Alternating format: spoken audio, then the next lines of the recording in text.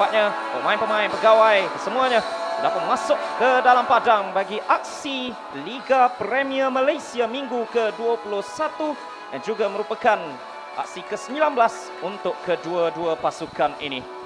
Dari Kelantan ke Gasi. Nampaknya pertukaran besar-besaran terpaksa dilakukan oleh Kelantan kerana mereka terpaksa melupakan khidmat pemain seperti Nur Syamil, Mario Akes dan juga Said Sobri. Jadi formasi yang agak bertahan 5-4-1 diturunkan.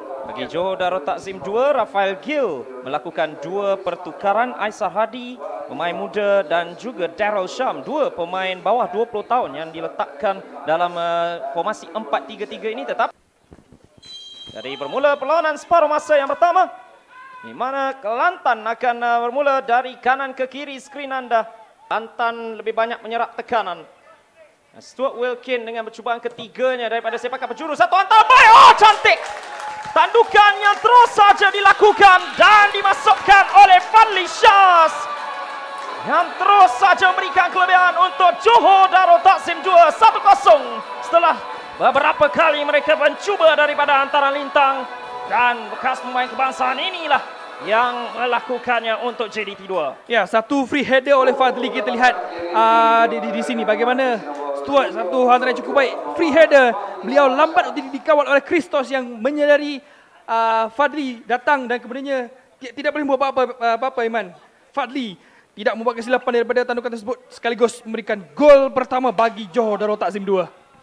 Captain's goal untuk JDT 2, menjadi pemain ke-13 yang menjaringkan gol untuk JDT 2 musim ini di kempen Liga Premier.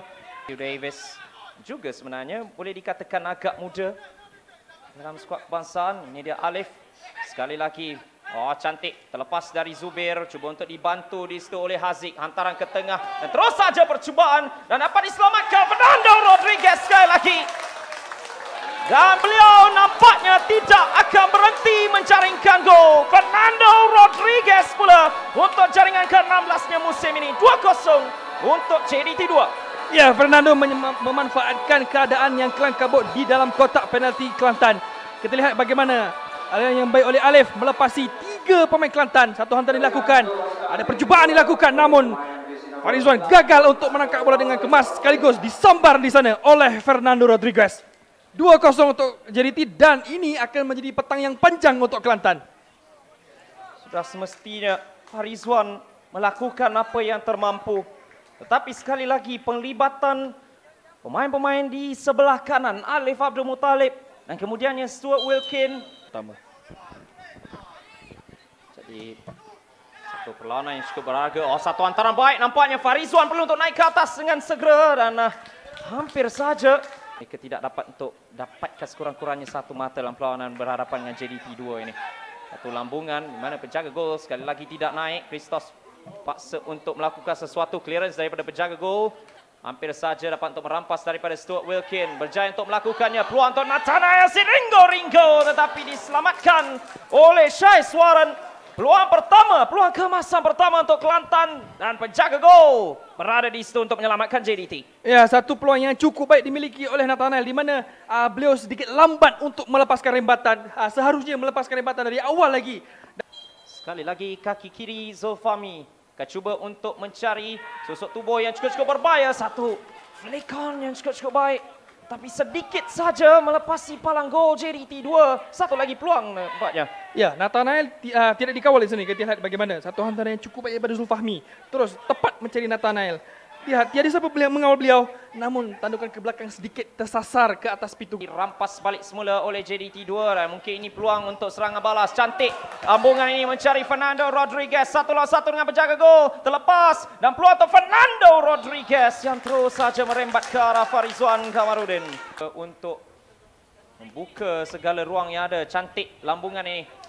Terus saja ke bahagian sayap kanan. Zulfahmi, satu rembatan baik. Tapi terus saja ke arah Syais Warren. Percubaan baik oleh Zulfahmi. Nampaknya permainan yang... Tapi kalau kita lihat di bangku simpanan, mereka ada Hafizan Ghazali yang setakat ini menampilkan satu prestasi yang baik bersama Kelantan. Percubaan sebentar tadi oleh Fernando Rodriguez. Satu lagi hantaran lintang yang cukup berbahaya. Kita dapat saksikan. Mungkin pertahanan tengah Kelantan yang di pada masa kedua berada di tahap yang baik. Haziq mengambil. Kali ini kebahagiaan near post. Satu peluang. Tetapi near post ataupun side netting saja percubaan yang cukup baik dilakukan oleh Izafik sebentar tadi itu. Ya, satu leftover dilakukan oleh Nathanael bagi diberikan kepada Izafik. Kita rasa mana? Ya, Izafik. Namun sayang sepakan kaki kiri beliau hanya Fizan cuba untuk melepaskan diri daripada Aisyah. Zubir melakukan hantaran tandukan secara terus, tetapi terus saja ke arah Syais Warren. Satu lagi percubaan oleh Nathanael si Ringo ini terus saja dilakukan oleh Hafizan. Ada Nathanael di situ ataupun adakah beliau memilih untuk melakukan percubaan? Nathanael si Ringo 1-2 cukup baik. Hafizan peluang. Satu lagi peluang keemasan untuk Kelantan The Red Warrior di situ itu. Ya, Hafizan sekali lagi menjadi watak utama di bahagian sayap Kelantan untuk mencuba membuka ruang sekaligus membuka satu rembatan. Namun sayang sekali ruang yang sedikit ketat dimiliki oleh Hafizan sekaligus gagal untuk disempurnakan dengan baik. Berjaya melepasi kedudukan offside di sana.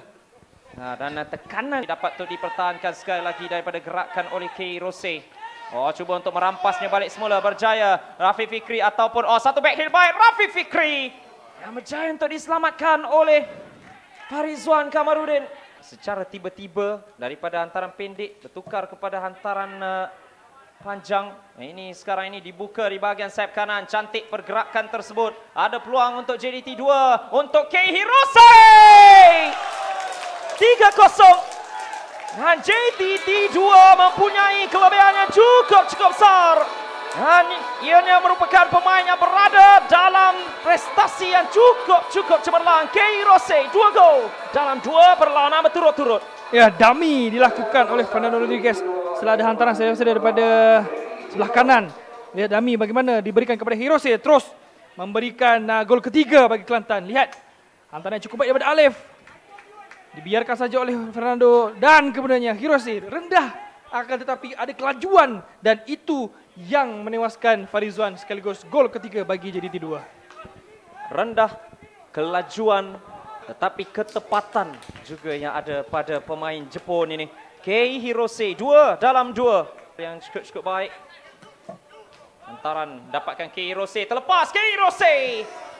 Dapat untuk diselamatkan di sasar akhir oleh Farizwan Kamarudin. Hanya cuba mendapatkan jaringan bagi memberikan satu inspirasi ataupun positivity dalam pasukan.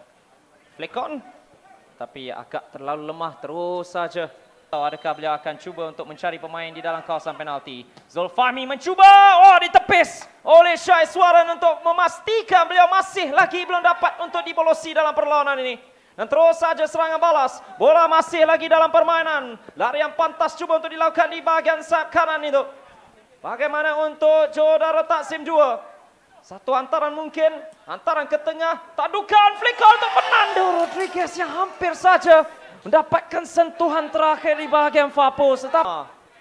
Umar Hakim dapatkan Nicholas Fernandez ada peluang. Nicholas Fernandez hampir saja. Ini akan diambil dengan jauh, cuba untuk mendapatkan Nico Fernandez, tandukan keluar dan begitulah tamatnya aksi di Kota Baru di Stadium Sultan Muhammad keempat, di mana JDT 2 menunjukkan kekuatan mereka untuk menumpaskan Kelantan 3 gol tanpa balas.